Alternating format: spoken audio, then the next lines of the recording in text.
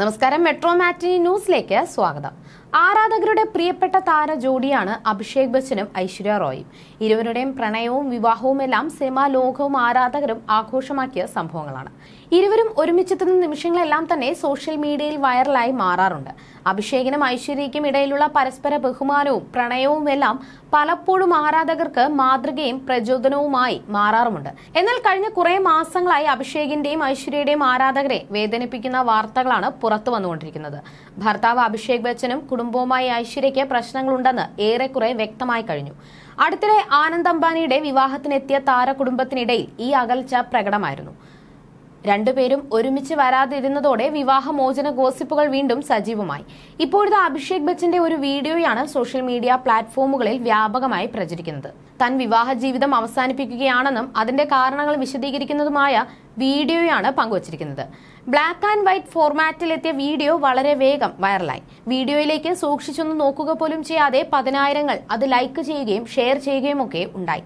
ഒറ്റനോട്ടത്തിൽ തിരിച്ചറിയാൻ പ്രയാസമാണെങ്കിലും ശ്രദ്ധിച്ചു നോക്കിയാൽ AI ഉപയോഗിച്ച് തയ്യാറാക്കപ്പെട്ടതാണെന്ന് മനസ്സിലാക്കാൻ സാധിക്കുന്ന വീഡിയോയാണ് ഇത്.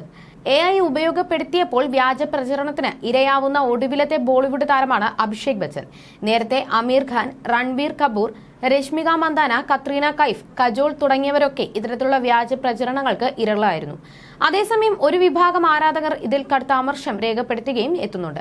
അഭിഷേക് ബച്ചനും ഐശ്വര്യ റോയ്ക്കും ഇടയിലുള്ള വിവാഹബന്ധം ഉലച്ചിൽ നേരിടുകയാണെന്നും ഇരുവരും വേർപിരിയലിന്റെ വക്കിലാണെന്നുമൊക്കെ ബോളിവുഡ് ഗോസിപ്പ് കോളങ്ങളിൽ അടുത്തിടെ സ്ഥിരമായി വരാറുണ്ട്. ഇതിന്റെ ചുവട് പിടിച്ചാണ് അഭിഷേകിന്റെ പേരിൽ വ്യാജ വീഡിയോയും എത്തിയത്. അതേസമയം വർഷങ്ങൾക്ക് മുൻപ് ജയ ബച്ചൻ പറഞ്ഞ ചില കാര്യങ്ങളും സോഷ്യൽ മീഡിയയിൽ വൈറലായി മാറുന്നുണ്ട്. അഭിഷേകിന്റെ വിവാഹം കഴിഞ്ഞ ആദ്യ നാളുകളിൽ കരൺ ജോഹറിന്റെ കോഫി വിത്ത് കരൺ എന്ന ടോക്ക് ഷോയിൽ അതിഥിയായി ജയ ബച്ചൻ പങ്കെടുത്തിരുന്നു. അവിടെ വെച്ചാണ് മരുമകളും മകനും തമ്മിലുള്ള ബന്ധത്തെക്കുറിച്ചും മരുമകൾ കുടുംബമായി എങ്ങനെയാണെന്നും ജയ തുറന്നു പറഞ്ഞത്.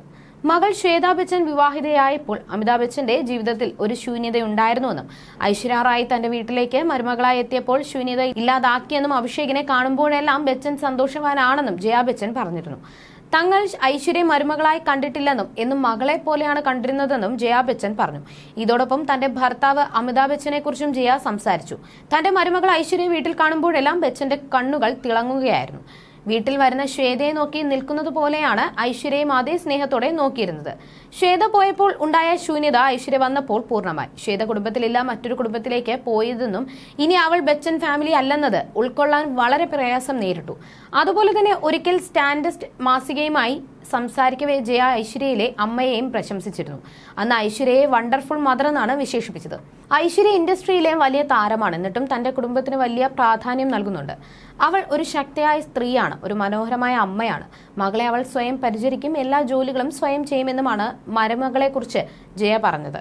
എന്നാൽ ഇത്രയൊക്കെ സ്നേഹത്തിൽ കഴിഞ്ഞിരുന്നവർ ഇപ്പോൾ അകൽച്ചയിലാണെന്നുള്ളത് വ്യക്തമാണ്. മരുമകളെ കുറിച്ച് ബച്ചനും ജയയും തോരാതെ സംസാരിക്കാറുണ്ടായിരുന്നു. എന്നാൽ 2016 പ്രശ്നങ്ങൾക്ക് തുടക്കമെന്ന് സൂചനയുണ്ട്. ഏദിൽ ഹേ മുഷ്കിൽ എന്ന ചിത്രത്തിന് ശേഷമാണ് ഇവർ തമ്മിലുള്ള പ്രശ്നങ്ങൾക്ക് തുടക്കമെന്നാണ് റിപ്പോർട്ടുകൾ. 2016 ഈ ചിത്രം റിലീസ് ചെയ്തത്. രൺവീറുമായുള്ള ഇന്റിമേറ്റ് സീനുകൾ യാഥാസ്ഥികരായ ബച്ചനും ജയയും ഉൾക്കൊള്ളാനായില്ലെന്നും പറയപ്പെടുന്നു. 2007 ഐശ്വര്യ റോയ് അഭിഷേക് വിവാഹം നടന്നത്. ഐശ്വര്യ തന്റെ കരിയറിൽ ഉന്നതികളിൽ നിൽക്കുമ്പോഴായിരുന്നു ഈ വിവാഹം നടന്നത്.